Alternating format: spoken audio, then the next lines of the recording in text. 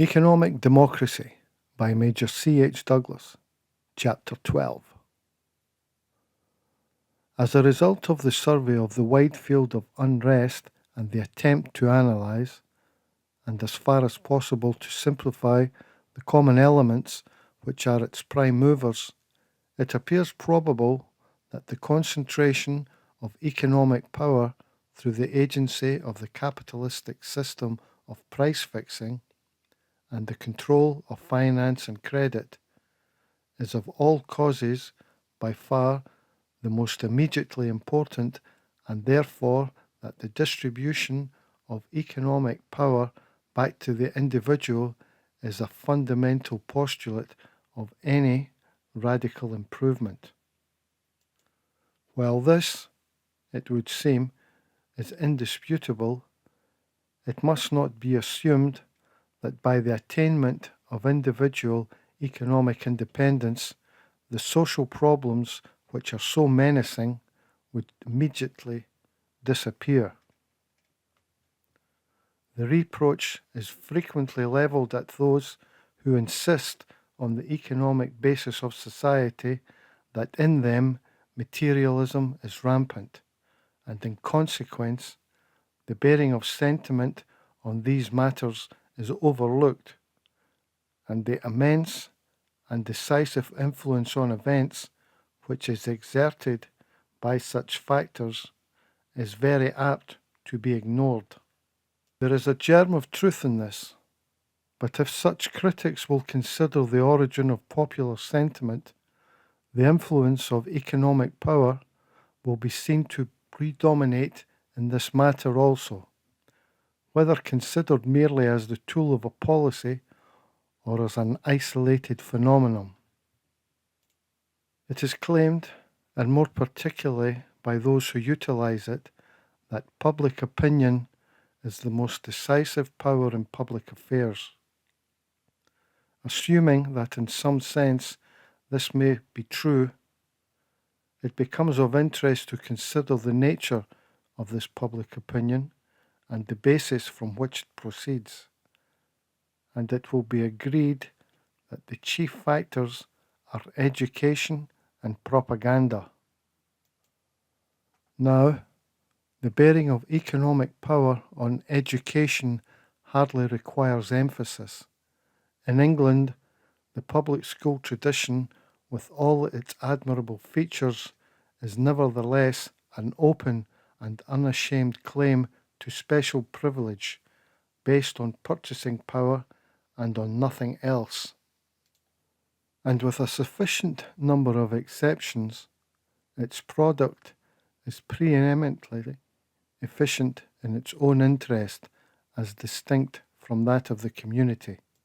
It is one of the most hopeful and cheering features of the present day that this defect is increasingly deplored by all the best elements comprised within the system, and the danger of reaction in the future is to that extent reduced. But by far the most important instrument used in the moulding of public opinion is that of organized propaganda, either through the public press, the orator, the picture, moving or otherwise, or the making of speeches. And in all these, the mobilizing capacity of economic power is without doubt immensely, if not preponderatingly important. When it is considered that the expression of opinion inimical to vested interests has in the majority of cases to be done at the cost of financial loss and in the face of tremendous difficulty, while a platform can always be found or provided for advocates of an extension of economic privilege, the fundamental necessity of dealing first with the economic basis of society must surely be, and in fact now is, recognised, and this having been established in conformity with a considered policy, the powers of education and propaganda will be free from the improper influences which operate to distort their immense capacity for good. The policy suggested in the foregoing pages is essentially and consciously aimed at pointing the way, insofar as it is possible at this time,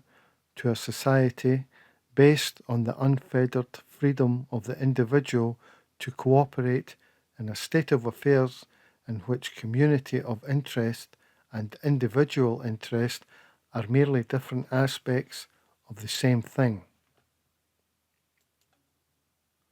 It is believed that the material basis of such a society involves the administration of credit by a decentralized local authority, the placing of the control of process entirely in the hands of the organized producer, and this in the broadest sense of the evolution of goods and services, and the fixing of prices on the broad principles of use value by the community as a whole, operating by the most flexible representation possible. On such a basis, the control of the sources of information in the interests of any small section of the community becomes an anomaly without a specific meaning, and the prostitution of the press and of similar organs of publicity would no doubt within a measurable time disappear because it would lack objective. But there would still remain the task of eradicating the hypnotic influence of a persistent presentation of distorted information, at any rate so far as this generation of humanity is concerned, and it seems clear that a radical and democratic basis of publicity control is an integral factor in the production of the better society on which the plain people have quite certainly determined.